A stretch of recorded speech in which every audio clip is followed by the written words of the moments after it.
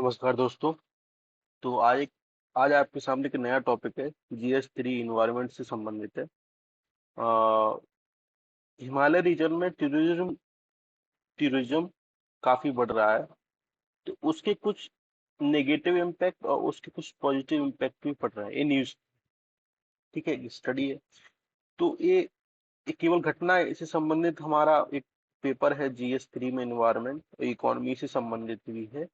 तो इसको हम वहाँ ऐड कर सकते हैं और हमारे मेंस के पर्सपेक्टिव से और प्रीलिम्स के दृष्टिकोण से उसको देख सकते हैं। ठीक है, तो देखते हैं। जैसे पर्यावरण में अगर पर्यटन बढ़ता है तो उसके क्या नेगेटिव इम्पैक्ट होते हैं। सबसे पहला तो, अगर पर्यावरण में ज्यादा पर्यटन बढ़ेगा तो उसका पर्यावरण क्षय होगा, वहां पे लोग ज्यादा आएंगे। ठीक है, तो लोग ज्यादा आएंगे तो ओवर क्राउडिंग होती है। आजकल आप लोगों ने देखा होगा, लोग छुट्टियों के दिनों में कितना ओवर क्राउडिंग होती है। वहां पे रूम वगैरह भी नहीं मिलते हैं। कचरा, लोग डस्टबिन में कचरा नहीं फेंकते, बाहर फेंकते हैं। तो कहीं भी कुछ भी कर देते हैं। लेकिन लोग क्या है, जिम्मेदार नहीं है, तो इसलिए वो क्या करते हैं, वहां पे पर्यावरण क्षय करते हैं। क्षय किससे होता है? प्रदूषण होता है।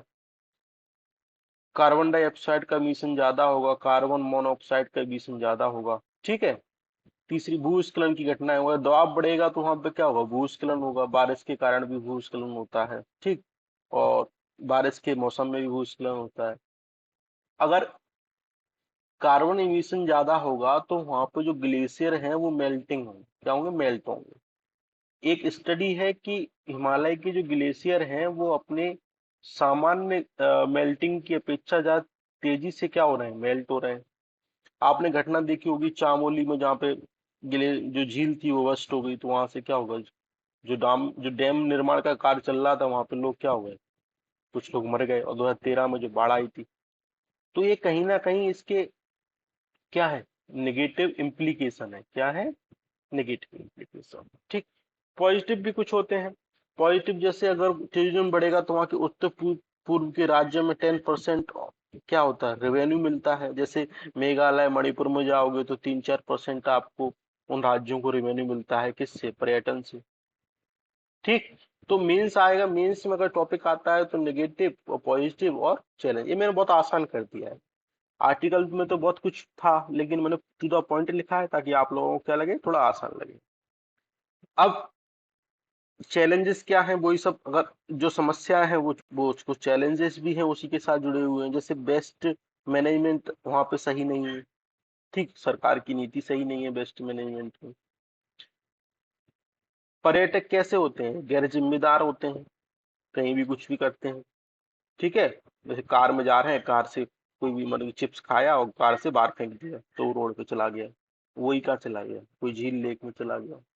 और जलवायु परिवर्तन भी हो रहा है, ये भी एक कारण है। और इंफ्रास्ट्रक्चर है वो गैर जरूरी वहां पे डेवलप हो रहा है। जैसे हिमालय पे आपने, हिमालय रीजन में आपने अवसंरचना का विकास किया तो वो एक क्या है, भूस्खलन का भी कारण है, भूकंप का भी कारण है। जबकि भूकंप की दृष्टि से जोन 5 में आता है हिमालय रीजन, संवेदनशील क्षेत्र है। तो वहां पे जो अगर अवसंरचना का विकास करना है, इंफ्रास्ट्रक्चर का विकास करना है, तो आप लोगों को क्या करना पड़ेगा, एक स्टडी करनी चाहिए कि उसके निगेटिव इम्पैक्ट क्या क्या हो सकते हैं। ठीक है। और इन्वायरमेंट इम्पैक्ट असेसमेंट भी अभी हाल ही में सरकार ने क्या किया है, थोड़ा कमजोर किया गया है। तो इसको क्या करो, थोड़ा सा बढ़ाओ। और लोग भी जागरूक क्या है, कम है। तो ये सारी समस्याएं हैं। और चैलेंज भी और भी आप लिख सकते हो इसमें ऐड करके। दूसरा, अब ये बताओ, प्रीलिम्स की दृष्टि से आपका अगर हिमालय का अगर महत्व पूछा जाए भारत में तो क्या है।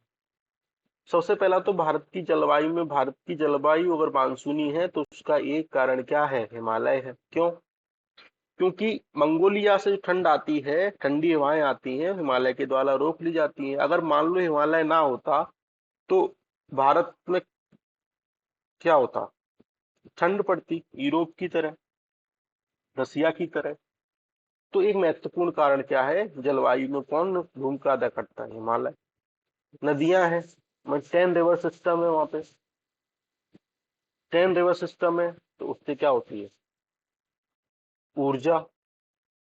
ऊर्जा भी देती है, मतलब कि बहुत सारे बांध बने हैं, उससे हमारे पास जलीय ऊर्जा का निर्माण होता है। औषधीय औषधीय दृष्टि से महत्वपूर्ण है, तो वहां पे क्या होता है, औषधीय दृष्टि से महत्वपूर्ण है। और हिमाचल प्रदेश में क्या है, बहुत सारी फार्मास्यूटिकल इंडस्ट्रीज हैं वहाँ पे। वो दवाइयाँ, हमारी वैक्सीन से संबंधित बहुत सारे कार्य होते हैं। वन की वन में विविधता है, सभी प्रकार के वन पाए जाते हैं। उष्णकटिबंधीय से लेकर जो हमारे शंकुधारी वन है वो भी पाए जाते हैं। हॉटस्पॉट का एक हिस्सा है कौन सा, पश्चिमी हिमालय। पर्यटन की दृष्टि से महत्वपूर्ण है, सुंदर है, तो इसलिए लोग क्या करते हैं, पर्यटन करते हैं।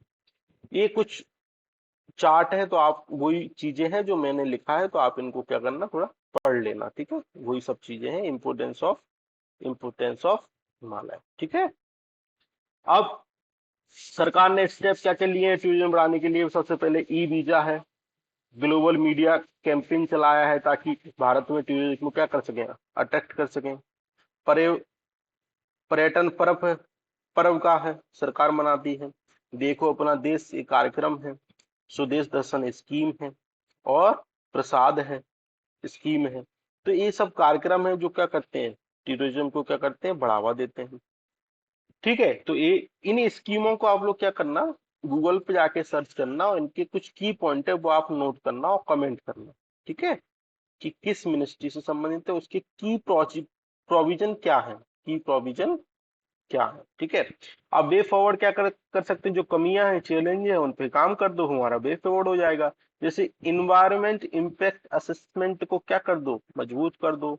जिम्मेदार पर्यटन नागरिक का निर्माण, मतलब कि जिम पर्यटकों को क्या करो, जिम्मेदार बनवाओ कि आप पर्यटन करने आए हो, लेकिन जिम्मेदारी पूर्ण यहाँ पे क्या करोगे, पर्यटन करोगे, कोई गंदगी वगैरह यहाँ पे नहीं फैलाओगे। पैन हिमालय इंडिया रणनीति रणनीति बननी चाहिए। मतलब कि किसी पैन इंडिया का मतलब होता है कि हिमालय रीजन में, संपूर्ण हिमालय रीजन में आप क्या करो, एक रणनीति बनाओ जिससे सतत पर्यटन का निर्माण सतत मतलब पर्यटन भी चले और पर्यावरण का भी संरक्षण, ठीक है। और अर्ली वार्निंग सिस्टम लगा दो, टेक्नोलॉजी का उपयोग कर, जैसे ओशिन में लगाया ना, सुनामी आई थी, वैसे यहाँ पे एक भूस्खलन भूकंप आने से पहले लोगों को पता चल जाए कि यहाँ पे अर्ली वार्निंग सिस्टम है, और लोगों को क्या करो, जागरूक करो। तो ये सब है आपका टॉपिक। अब कहीं और से पढ़ने की आवश्यकता नहीं है। अगर हिमालय में टूरिज्म के आपको कोई पॉजिटिव और नेगेटिव कोई इम्पेक्ट पूछता है, तो आप यहाँ से क्वेश्चन को, मेंस के क्वेश्चन को सॉल्व कर सकते हो, और यहाँ से प्रीलिम्स के क्वेश्चन को सॉल्व कर सकते हो, ठीक है। तो ये हमारा टॉपिक है, आप इसको देख लेना। Best of luck.